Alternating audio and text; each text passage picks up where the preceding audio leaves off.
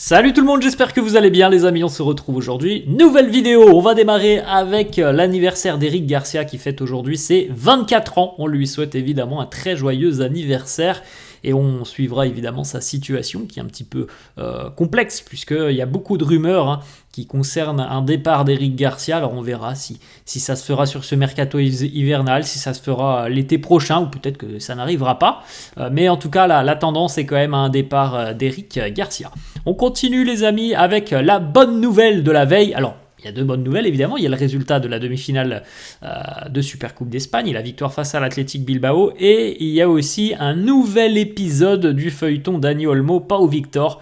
Le CSD, donc la Cour suprême du sport, a donné raison au Barça. Dani Olmo et Pau Victor peuvent donc jouer la finale ce dimanche. Alors attention tout de même les amis, ce qui est important de noter, c'est que c'est une décision qui est temporaire. Donc il y aura dans quelques jours un nouveau jugement entre guillemets. C'est une décision temporaire pour la Supercoupe. En tout cas, les deux joueurs peuvent être utilisés par Hansi Flick ce dimanche en finale. On regarde d'ailleurs une petite déclat d'Hansi Flick qui nous dit « On a appris dans le bus en direction du stade que Dani Olmo et Pau Victor étaient enregistrés. » Donc ça s'est fait quelques minutes avant l'arrivée au stade des Blaugrana hier en fin d'après-midi. On regarde les amis, les unes des quotidiens catalans, Sport qui titre à la finale con Olmo, en finale avec Olmo, où on voit bien justement el CSD otorgó la cautelar al Barça. Donc le Barça s'impose 2-0 hier face à Bilbao, est qualifié pour la finale et donc peut faire jouer Dani Olmo dimanche. La une de Mundo Deportivo qui titre Doble Victoria, une double victoire pour le Barça hier, une victoire sportive et une victoire juridique. On regarde les amis le résultat de cette rencontre entre Bilbao et le Barça. Une victoire 2-0 pour les Catalans grâce à Gavi à la 17e. Gavi d'ailleurs élu homme du match de cette rencontre puisqu'il délivre aussi la passe décisive sur le but de Lamine Yamal à la 52e minute. Un Barça très entreprenant sur le début de rencontre et récompensé d'ailleurs par le but de Gavi. Un peu plus dans le dur sur la fin de première période où l'Athletic a pas mal poussé, c'était assez haché et je trouve d'ailleurs que la pelouse était vraiment pas très bonne hier pour une rencontre comme ça, pour l'Arabie Saoudite qui veut accueillir de grands événements.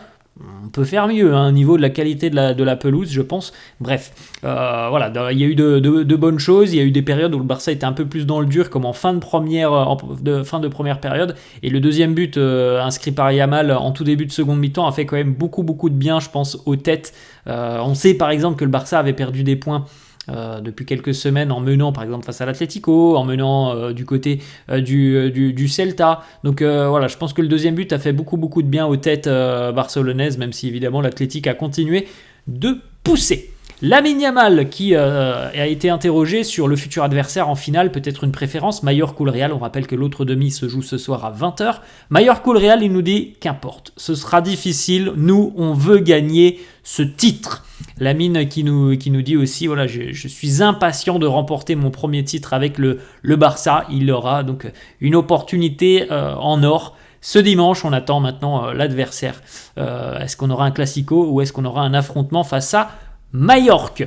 Lamine Yamal Power, il était de retour hier comme annoncé, c'était un petit peu aussi l'actualité déjà depuis sa blessure. Est-ce qu'il allait revenir à temps pour cette Supercoupe d'Espagne? Il est revenu à temps, on le sait déjà depuis une semaine maintenant. Depuis le début de semaine, on ne savait pas trop s'il allait être titulaire, mais on avait quand même de bonnes indications puisqu'on nous disait que les sensations de Lamine étaient très bonnes.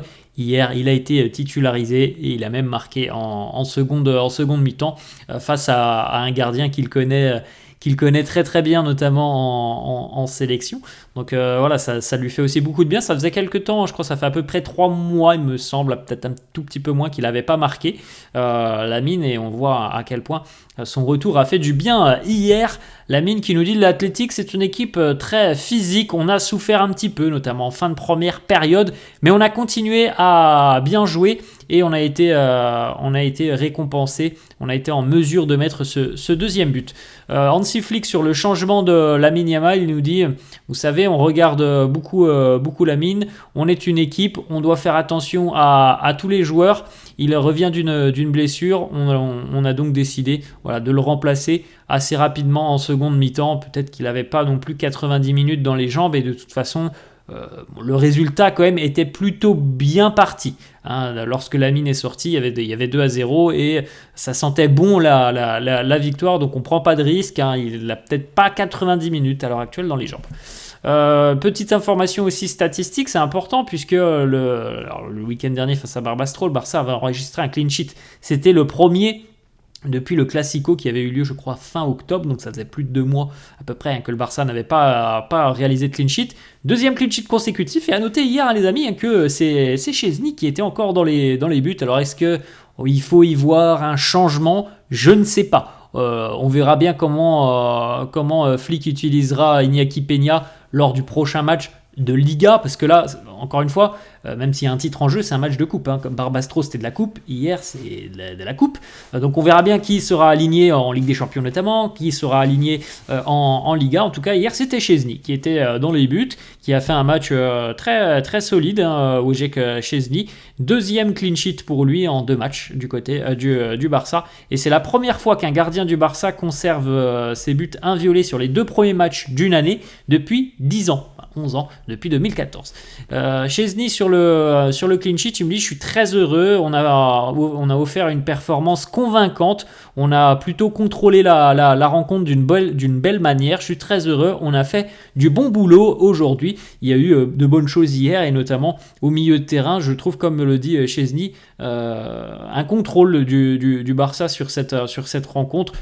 Les grands moments, comme on l'a dit, il y a parfois des moments c'est un peu plus compliqué, on l'a vu sur la fin de première période, mais dans l'ensemble, je pense qu'il y a une domination et un contrôle blaugrana.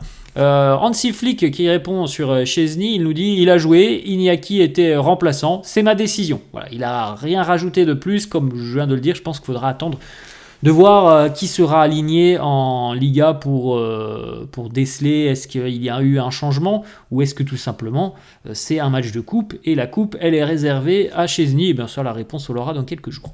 Hansi Flick très heureux aussi lui aussi du clean sheet. Il nous dit, on a conservé un clean sheet, l'équipe a très bien joué, je suis satisfait de la performance des joueurs. Ça a été un match abouti, de la part des Blaugrana. On continue avec le petit échange, la petite accolade assez sympa lors de la sortie de Gavi hier. Gavi, homme du match, buteur et passeur, donc impliqué sur les 2 buts. L'échange assez sympa entre Hansi Flick et Gavi. Je pense que hier c'est une prestation intéressante puisque Gavi, depuis son retour de blessure, je pense qu'on l'avait pas vu avec ce niveau. Donc là, on peut penser qu'il est en train de revenir très très fort. Au vu du match hier de Gavi, il a l'air déjà très très bien et là il est vraiment sur le bon chemin. Évidemment, le retour de blessure, ça nécessitait des semaines, quelques semaines pour revenir au meilleur niveau, et je pense que là on n'est pas très très loin de retrouver du très grand Gavi. Gavi et la Supercoupe d'Espagne, c'est une histoire d'amour. Regardez, l'année dernière, en 2023, finale face au Real, c'était un but notamment et 2 passes décisives, il y a 2 ans, 2023. Et donc cette année, c'est un but et une passe D en demi face à l'Athletic Bilbao. Il n'a pas joué celle de l'année dernière puisqu'il était blessé, donc il y a 2 ans, c'est un but et 2 passes D. Et hier, c'est but plus passe D. Gavi, les petites stats de Gavi hier, 73 minutes de jeu, il est sorti remplacé. Alors, certains ont pensé au début qu'il y avait un pépin physique. Il a rassuré tout le monde en disant ça va, ne vous inquiétez pas, je serai présent dimanche. Un but, une passe D, 3 grosses occasions créées, la précision des passes aussi intéressante pour Gavi, encore une fois. Je pense que vraiment, on est en train de retrouver du très bon Gavi. La petite déclat de Gavi qui nous dit, je me sens de mieux en mieux plus les matchs passent. J'ai été blessé pendant très longtemps, mais ça c'est du passé.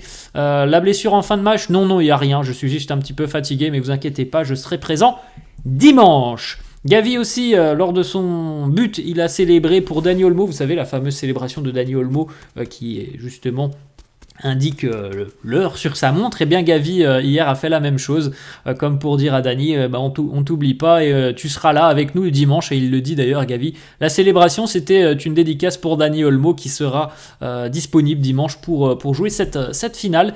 Vous avez peut-être vu aussi au cours de cette rencontre cet échange hargneux, cet échange viril entre Yuri Berchiche et Gavi, les deux qui se sont empoignés dans la surface de réparation. Je crois que c'était juste avant la mi-temps, dans le temps additionnel. Il y avait un corner pour l'Athletic et il y avait beaucoup de friction dans la surface. Et on a vu Berchiche empoigner Gavi et Gavi en faire de même. C'était assez impressionnant. Gavi qui nous dit: j'aime beaucoup Yuri en tant que joueur. Il est très enthousiaste sur le terrain. Ce qui s'est passé entre moi et lui reste sur le terrain.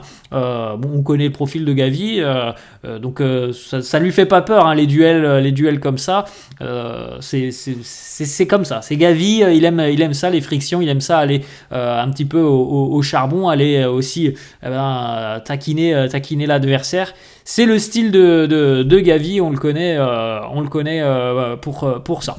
On a une petite déclat de Pedri, un très gros match, hein, encore une fois de Pedri. Alors lui, depuis le début de saison, il est sur un niveau très très très très fort.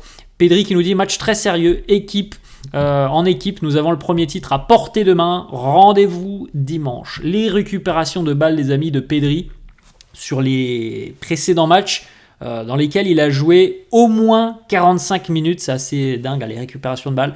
Face à Dortmund, c'était 9 récupérations de balles. Leganés, 9. L'Atlético, 13. Hier, 9 encore récupérations de balles. En plus, évidemment, de sa qualité technique, balle au pied. Voilà, défensivement, le boulot, le travail abattu par Pedri est considérable. On continue, les amis, avec une petite information. Ansu Fati n'était pas présent hier sur le banc de touche du Barça. Une absence de dernière minute, alors on ne sait pas trop pourquoi, on n'a pas eu d'informations, mais du côté d'Ansu Fati, on a le sentiment que le Barça veut le vendre ou alors peut-être le prêter, mais lui souhaite rester. Flick ne l'a pas convoqué hier alors qu'il n'y avait pas de pépin physique, hein, visiblement pour Ansu Fati, il allait bien, et encore une fois c'est une décision de Flick de le mettre de côté, de ne pas l'inclure sur la feuille de match. Donc c'est un petit peu particulier, donc ça nous laisse penser que le Barça serait peut-être vendeur sur ce mois de janvier par rapport à Ansu Fati. Le Betis et Gérone sont intéressés. Une petite déclat aussi de Jonathan Tah maintenant. Pour l'instant, il nous dit: rien n'est décidé. Je suis entièrement concentré sur ma réussite avec Leverkusen. Je prendrai ma décision bientôt et quand je l'aurai fait, je la communiquerai. On rappelle, les amis, que Jonathan Tah est très proche du Barça. C'est pas officiel, mais il y a quand même de grosses rumeurs et pas mal de liens puisque Deco a déjà rencontré le joueur, a déjà rencontré ses représentants. Donc on peut penser quand même que il y a de grandes chances qu'il atterrisse du côté du Barça, même si on ne peut pas l'annoncer officiellement, c'est quand même la tendance depuis quelques semaines. Le tirage au sort de la Coupe du Roi, c'était hier, donc les 8e de finale, et ça arrive très vite, hein, c'est dès mercredi prochain. Dans moins d'une semaine, c'est mercredi prochain, le Barça va affronter justement le Betis, dont on vient de parler avec Ansu Fati.